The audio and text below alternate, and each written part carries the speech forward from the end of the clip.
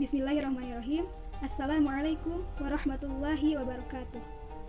Innal hamdalillah nahmaduhu wa nasta'inu wa nastaghfiruh wa na'udzu billahi min syururi anfusina wa min sayyiati a'malina may yahdihillahu fala mudhillalah wa may yudlilhu fala hadiyalah. Asyhadu an la ilaha illallah wahdahu la syarikalah wa asyhadu anna Muhammadan abduhu wa rasuluh alladzi la nabiyya ba'dahu amma ba'du.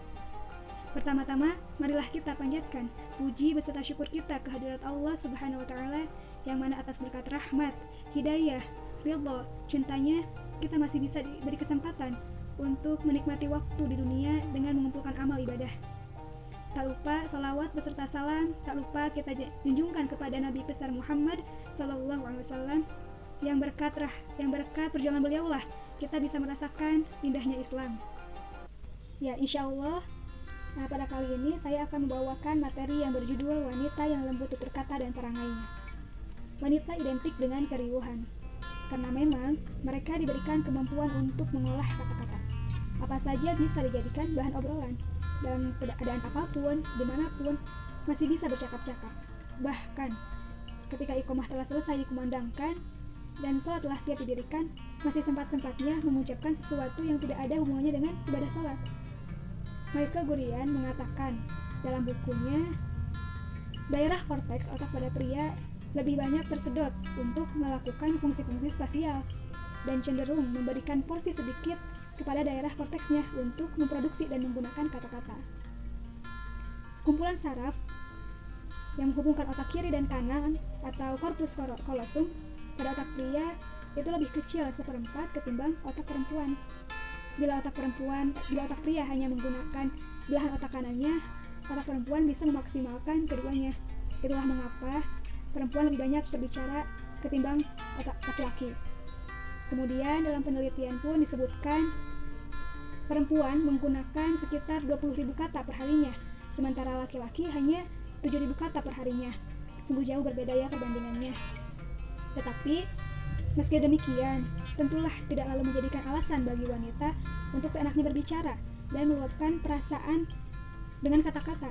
Kata itu ibarat bahan masakan, yang jika tidak diolah dengan baik, maka tidak akan enak di telinga. Mengolah kata menjadi kalimat yang enak didengar dan tidak menimbulkan gejolak bagi pendengarnya tidaklah gampang, karena membutuhkan kepekaan, perasaan yang tidak sedikit. Tapi, sungguh buah yang dihasilkan dari perkataan yang baik itu sangat menguntungkan bagi penuturnya. Sebagaimana Allah berfirman dalam Quran Surat Ibrahim ayat 24-25, yang artinya, tidakkah kamu memperhatikan bagaimana Allah membuat perumpamaan kalimat yang baik seperti pohon yang baik? Akarnya kuat, cabangnya menjulang ke langit, dan pohon itu menghasilkan buahnya pada setiap waktu dengan seizin Tuhannya. Dan Allah membuat perumpamaan itu untuk manusia agar mereka selalu ingat.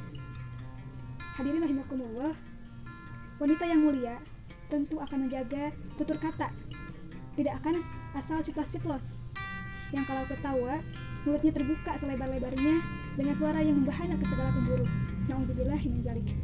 Sebagaimana hadis yang diriwayatkan oleh Al-Baihaqi yang artinya, Allah tidak menyukai orang yang bersuara keras atau tinggi, tetapi Allah menyukai orang yang bersuara lembut. Hadirin rahimakumullah, wanita itu identik dengan kelembutan. Oleh karena itu, sudah seharusnya perkataannya pun lembut. Tetapi kelembutannya tentu tidak berarti mendayu-dayu dan pemayu, karena bisa jadi akan membuat orang yang berhati bagus tidak respek kepadanya, dan bagi orang yang berhati jelek akan mengartikan keganjenannya sebagai isyarat wanita murahan yang bisa diajak bermaksiat. Na'udzubillahi min dzalik. Sebagaimana Allah berfirman dalam Quran surat Al-Ahzab ayat 32 yang artinya, maka janganlah kamu tunduk atau melemah lembutkan suara dalam berbicara, sehingga bangkit nafsu orang yang ada penyakit di dalam hatinya, dan ucapkanlah perkataan yang baik. Selain kelembutan tutur kata, hal yang tidak kalah mulianya bagi seorang wanita adalah kelembutan perangainya. Kelembutan perangai seseorang muncul karena kelembutan hatinya. Seseorang akan bisa berlaku lemah lembut kepada orang miskin misalnya, karena di dalam hatinya ada sisi kelembutan yang mengharuskannya, yang menyuruhnya berlaku lembut. Kemudian bagi wanita yang lembut perangainya, maka kelembutan hatinya akan mendapatkan sesuatu yang tidak akan diberikan kepada yang lainnya oleh Allah Subhanahu wa taala, karena Allah menyukai kelembutan. Demikian yang dinasihatkan oleh Rasulullah SAW kepada Aisyah. Ya Aisyah, wahai Aisyah, innallaha rafiqun yuhibbur rifqa. Sesungguhnya Allah itu maha lembut yang menyukai kelembutan. Wa yu'ti 'ala rizqi ma la yu'ti 'ala al-unfa. Allah memberikan kepada orang yang bersikap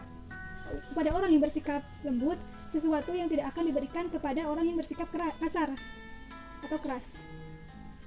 Wa ma la yu'ti 'ala ma siwa, dan kepada yang lainnya. Hadis riwayat Muslim.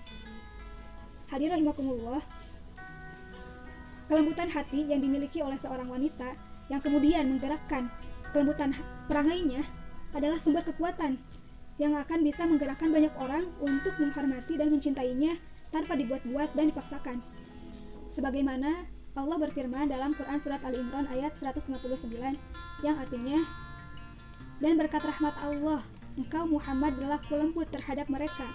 Sekiranya engkau bersikap keras dan berhati kasar, tentulah mereka akan menjauhkan diri dari sekitarmu. Hadirin rahimakumullah, hal terindah yang dijanjikan oleh Allah Subhanahu wa taala kepada hambanya yang berwatak lembut atau yang berlaku lembut adalah dijauhkannya mereka dari neraka.